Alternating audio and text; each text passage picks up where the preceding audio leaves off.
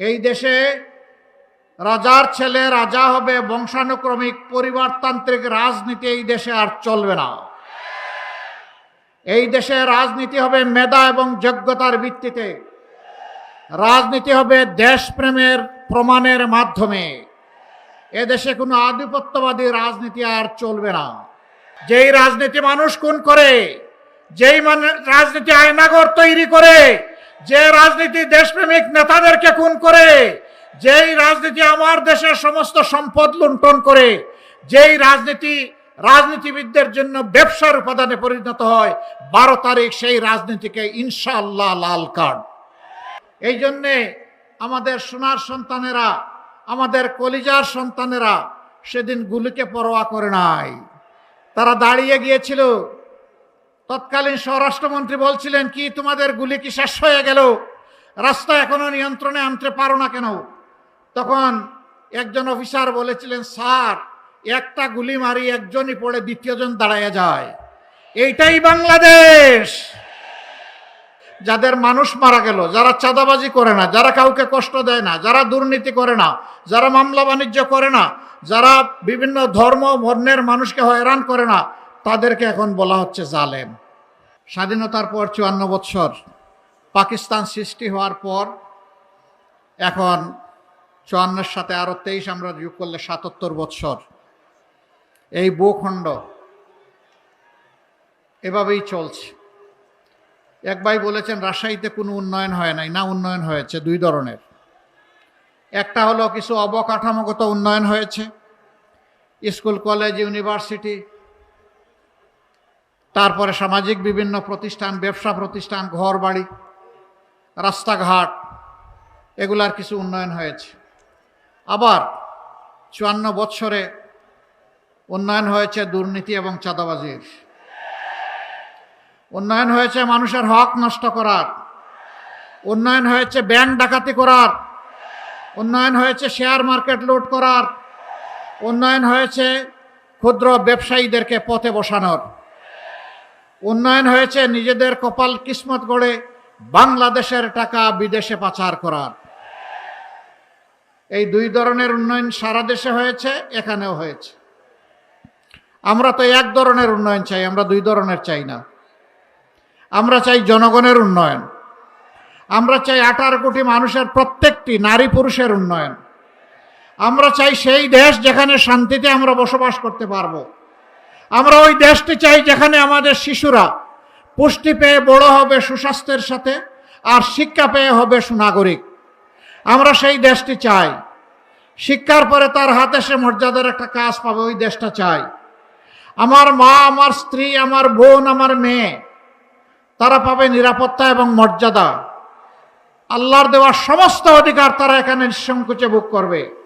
আল্লাহ ছাড়া কাউকে তারা পরোয়া করার প্রয়োজন অনুভব করবে না। ভয় পাবে শুধু আল্লাহ তাআলাকে। আল্লাহ রাব্বুল আলামিন যাকে সম্মান করতে বলেছেন আমরা তাদের সবাইকে সম্মান করব। যাকে ভালোবাসতে বলেছেন তাদের সবাইকে ভালোবাসবো। কিন্তু আল্লাহর কসম, আল্লাহ ছাড়া কাউকে ভয় করব না। গত জুলাইয়ে যারা লড়াই করে বুক চিতিয়ে, জীবন দিয়ে, রক্ত দিয়ে, পঙ্গুত্ব বরণ করে যারা আমাদেরকে জুলাই এনে দিয়েছে, 36 জুলাই, তাদের একটা অঙ্গীকার, একটা আকাঙ্ক্ষা ছিল। তাদের আকাঙ্ক্ষা ছিল তারা একটা বৈষম্যহীন, ন্যায় বিচারে ভরপুর একটা বাংলাদেশ চায়। এই জন্য রাস্তায় নেমে স্লোগান দিয়েছে মাত্র একটা, বলেছে উই ওয়ান্ট জাস্টিস। আমরা ন্যায় বিচার চাই। ন্যায় বিচার সমাজে যখন কায়েম হবে তখন সকলেই তার পাওনাটা পেয়ে যাবে। সেই ন্যায় বিচার কে দিবে, কোথার থেকে দিবে? সেই ন্যায় বিচার তারাই দিবে যারা বিচারকে সম্মান করে। আর সেই বিচারের উৎস হচ্ছে আল্লাহর বিধান। আল্লাহর বিধানকে বাদ দিয়ে দুনিয়ার কোথাও ন্যায় বিচার কখনো কায়েম হয়নি, হওয়া সম্ভব নয়। আল্লাহর বিধান কারো উপর জুলুম কখনো করতে পারে না, জুলুম করার প্রশ্নই উঠে না। আমরা এই জাতিকে আর বিভক্ত করতে দেব না। আমরা ঐক্যবদ্ধ একটা জাতি নিয়ে এগিয়ে যেতে চাই। এই জন্য আমাদের 11 দলের স্লোগান হচ্ছে ঐক্যবদ্ধ বাংলাদেশ। আমরা আর বিভক্ত করে জাতিতে জাতিতে, মানুষে মানুষে আর হিংসা এবং বিদ্বেষ জাগিয়ে রাখতে কাউকে দেব না। জনগণের রায়ের মাধ্যমে, ভোটের মাধ্যমে, ভালোবাসা সমর্থনের মাধ্যমে আল্লাহ যদি এই দেশ পরিচালনার সুযোগ আমাদেরকে দেন, আমরা ইনশাআল্লাহ কাউকে আর চাঁদাবাজি করতে দেব না। ইনশাআল্লাহ এই দেশে কারো দুর্নীতি করার সুযোগ থাকবে না। হ্যাঁ, আমাদের প্রতিবেশী সহ সারা দুনিয়ার সাথে আমাদের চমৎকার সম্পর্ক থাকবে। সেই সম্পর্ক হবে সমতা এবং মর্যাদার ভিত্তিতে।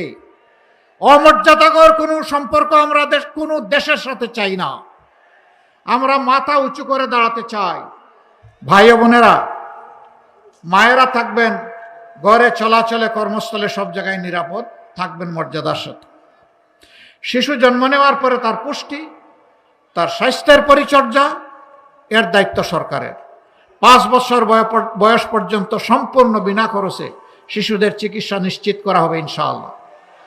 আর সারা জিন্দেগি জাতিকে দিয়ে যারা উজাড় করে একটা বয়সে পৌঁছে যাবেন, অবসর জীবনে চলে যাবেন, তাদেরও চিকিৎসার দায়িত্ব নেবে সরকার এবং রাষ্ট্র। সেটাও বিনা পয়সা ইনশাআল্লাহ। মাঝখানে যেটা, সেটা পার্টিসিপেটরি, কিছু আমার সামর্থ্য অনুযায়ী আর কিছু সরকারের। এইভাবে ইনশাআল্লাহ আমরা একটা মানসম্মত স্বাস্থ্য ব্যবস্থা গড়ে তুলব ইনশাআল্লাহ। গণভোটে হা মানেই হচ্ছে নতুন বাংলাদেশ, পুরানা রাজনীতিকে লাল কার্ড। হা মানে পুরানা রাজনীতিকে লাল কার্ড। এই জন্য আমরা সবাই গণভোটে হা বলবো ইনশাআল্লাহ। হা চিহ্নতে আমরা সিল বসাবো। ঠিক আছে সবার? হা মানে আজাদি, না মানে গুলামি। আজাদি না গুলামি, আজাদি না গুলামি। অগ্রযাত্রা প্রতিদিন, নির্ভীক প্রত্যয়ে উজ্জীবিত।